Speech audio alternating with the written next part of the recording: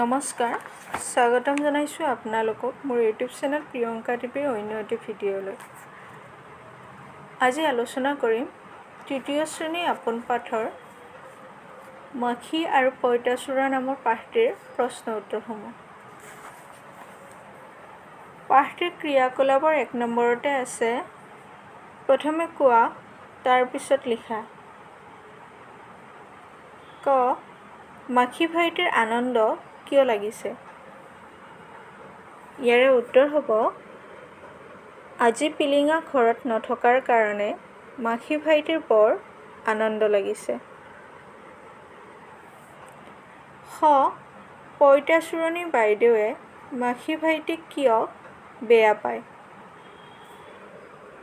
ইয়াৰে উত্তৰ হ'ব, পঁইতাচোৰণী বাইদেৱে খাবলৈ বুলি ভাবি থোৱা বস্তুবোৰ মাখি ভাইটিয়ে আগতেই মুখ দিয়াৰ কাৰণে পঁইতাচোৰণী বাইদেৱে তাক বেয়া পায়। গ. পঁইতাচোৰণী বাইদেউ থকা ঠাইবোৰ কেনেধৰণৰ লিখা? ইয়াৰে উত্তৰ হ'ব, পঁইতাচোৰণী বাইদেউ থকা ঠাইবোৰ অতি গৰম, অতি ঠাণ্ডা, নলাৰ পাইপবিলাকৰ ভিতৰত, পায়খানাত, ৰান্ধনীঘৰত, ৰন্ধাৰ সামগ্ৰী থোৱা ঠাইত, শস্যৰ গুটি, আটা ময়দা থোৱা বেগত, বহুদিন পৰি থকা কিতাপ-পত্ৰৰ মাজত, কাঠৰ বাকচৰ ফাঁকত, এই সকলোবোৰ ঠাইত পঁইতাচোৰণী থাকে। ২ নম্বৰ, মাখি আৰু পঁইতাচোৰাইনো কেনেকৈ বেমাৰৰ বীজাণু বিয়পায়? ইয়াৰে উত্তৰ হ'ব, মানুহে লেতেৰাকৈ ৰখা বয়-বস্তু, খোলা পাত্ৰ আদিত মাখি আৰু পঁইতাচোৰণীয়ে বেমাৰ বিয়পায়।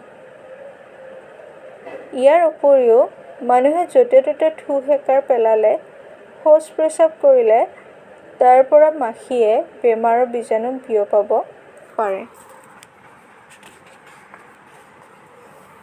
৩ নম্বৰ, কাষৰ বাকচলৈ চোৱা আৰু মিলাই লিখা।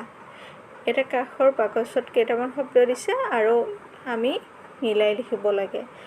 বাকচত দিছে বস্তু, পত্ৰ, বৰ্তন, দুৱাৰ, পইচা, ফুৰো। ইয়াতে নাৰী হ'লে ইয়াৰ পৰা হ'ব নাৰী, ফুৰো। তাৰপিছত আছে বয়, বস্তু, টকা, পইচাৰ, বাচন, বৰ্তন, ঘৰ, দুৱাৰ, কিতাপ, পত্ৰ। ৪ নম্বৰ, বুজা আৰু লিখা।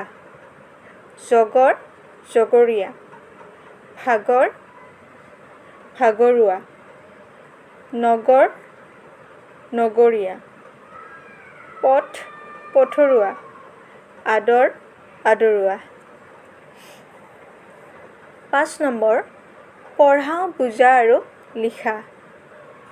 ইয়াতে ওলট-পালটকৈ দিছে এইখন চাৰ্টত। ধুনীয়া, কাউৰী, গৰম, পখিলা, গুণী, ফুলনি, ক'লা, পাত্ৰ, ৰংচঙীয়া গোলাপ, ক'লা ল'ৰা, ৰঙা দেশ।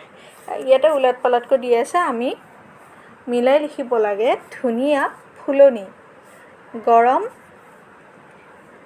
পাত্ৰ, গুণী, ল'ৰা, ক'লা, কাউৰী, ৰংচঙীয়া, পখিলা, ক'লা, দেশ, ৰঙা, গোলাপ।